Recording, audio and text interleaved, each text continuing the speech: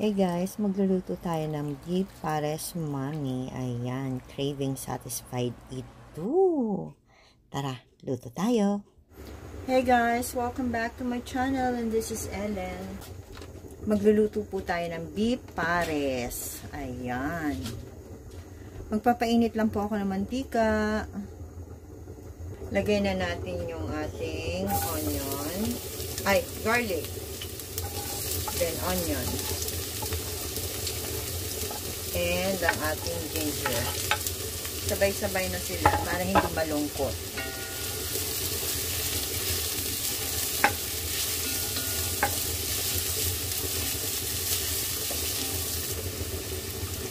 Pag may narinig kayong kumukulo-kulo, yung sinain ko yun ha, kasi magsasangag tayo mamaya. Partner ng ating beef pares. Sarap po. Bango! Set aside natin, pero dyan pa rin sa loob. Lagay natin yung ating beef.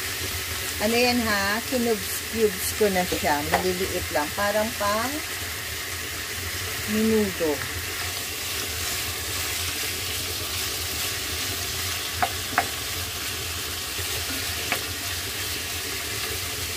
Para makatipid, isasabay ko na sa sinaing yung ating itlog sa pag-init.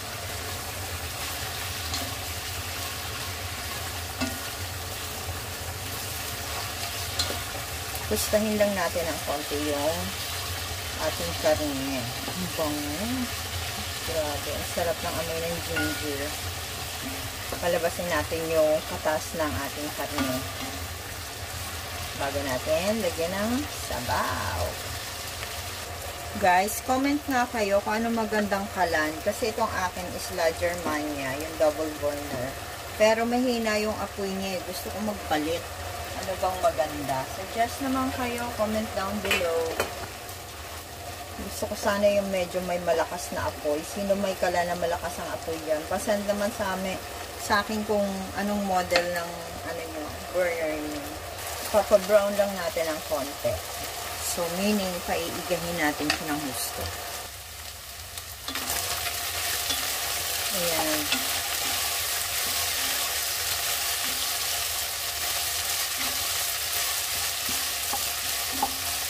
Add tayo ng water. Since papalambutin lang muna natin siya, konti lang muna para hindi aksayado sa gas. Then, ilalagay na natin yung ating laurel, star anise, yung ating onion leeks. Naglagay ako ng toyo, at saka oyster sauce. Lalagay tayo ng 1/4 muna na sugar. Then, pakukuluin. Konti lang yung tubig natin kasi, papalambot pa naman tayo. Mamaya na tayo magdadagdag para save tayo ng gas. Palalambutin natin siya ng 45 minutes. Guys, ayan. Pag kumulo na siya, hinaan mo na. Guys, ilagay na natin yung ating beef cubes. 2. Habang pinapalambot natin guys yung ating beef pares, huhugasan natin sa mainit na tubig ang ating Mickey. Babanlian lang natin siya ng bagong kulong tubig. Nagpapakulo lang ako. Tapos, hunin natin agad para medyo al dente pa yung ating noodles.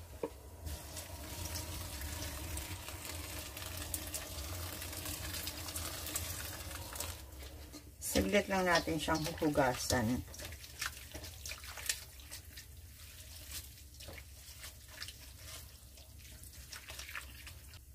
Tapos, i-drain natin siya agad.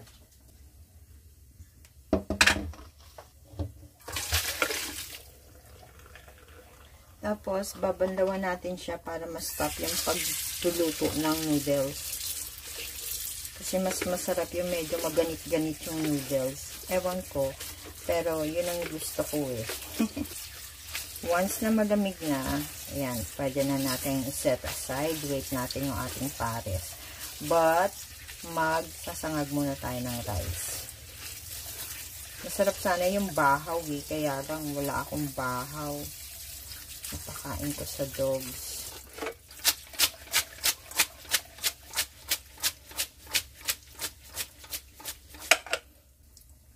So, set this aside and hintayin natin maluto yung ating pares. Guys, magsasangag tayo.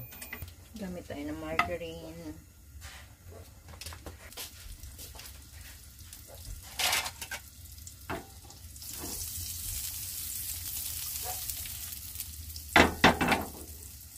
Ang bango ng pares. Yan, lagay na natin yung ating bawang.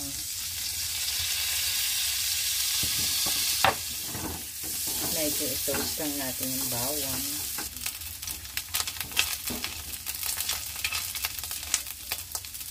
Then, ilalagay natin yung ating rice.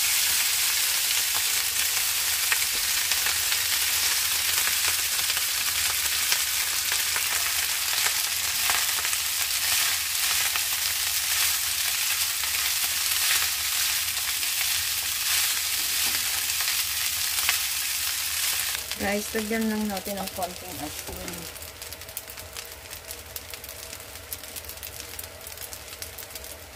Ayan. Lagay tayo ng seasoning. Liquid seasoning. Pampakulay na rin natin.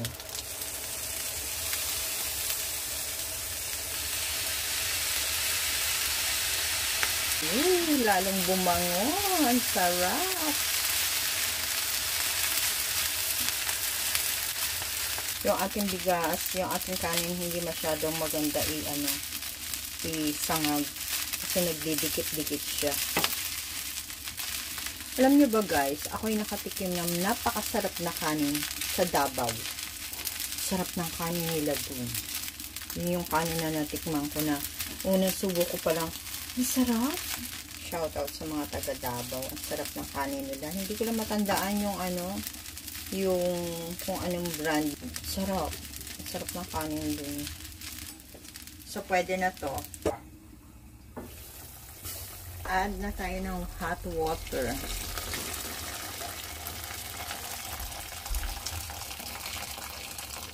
Kulo agad. Add pa tayo ng extra water pa.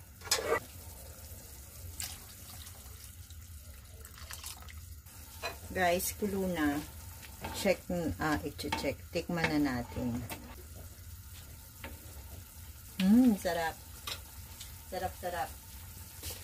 Guys, meron akong 2 tablespoon na cornstarch. Lagyan natin ng 1/4 cup ng water. Haluin lang. Pag okay na, lagay natin. So, pag hindi pa siya malapot, add na lang kayo ng slurry, ha? Katulad nito, hindi pa siya lumapot ng gusto. Pero wait, pakuluin muna natin. So, mag-add tayo na slurry. So, guys, nag-add pa ako ng 2 tablespoon pa ulit na slurry. Nakikita nyo naman. Medyo malagkit na yung bubbles. Nakikita nyo. Pwede naman to sa sa pressure cooker. Kaya lang kahalating kilo lang kasi itong ginawa ko. Kaya, dito lang sa kaserola. Kung masarap pa rin ba siya. Saktong-sakto. So guys, pwede na yan. Mag-prepare na tayo. Chili garlic sauce.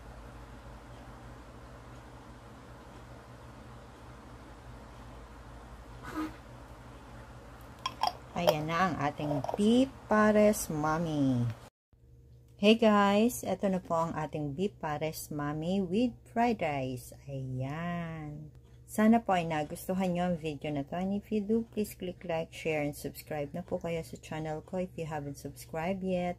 So this is Ellen saying bye-bye. See you again next time. God bless everyone. Thank you for watching. Please hit the notification button para po ma-notify kayo every time na nagpo-post ako ng bagong video.